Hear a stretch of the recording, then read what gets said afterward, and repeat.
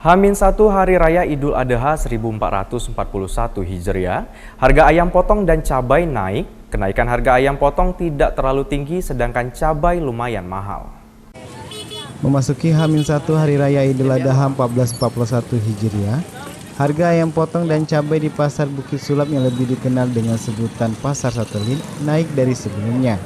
Selama masa pandemi juga, omset penjualan menurun untuk Lebaran tahun ini.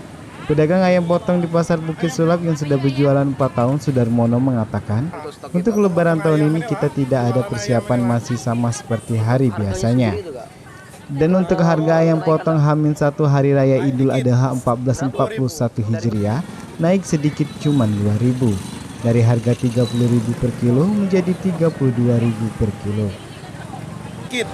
Berapa? 2.000. Dari berapa ke berapa? Dari 30 ke 32 Itu per kilo ya? per kilo. Sementara itu, pedagang cabai dan bawang Haja Sukma memberikan keterangannya. Harga cabai naik dari harga 10.000 menjadi 24.000. Tetapi untuk harga bawang merah menurun dari harga 40.000 menjadi 30.000. Naik ya. Itu apa aja, Bu? Cabai Terus? dari harga 10 naik 24. Tapi bawang merah nih dari harga 40 turun 30. Irfan Erza, Silam Pari TV.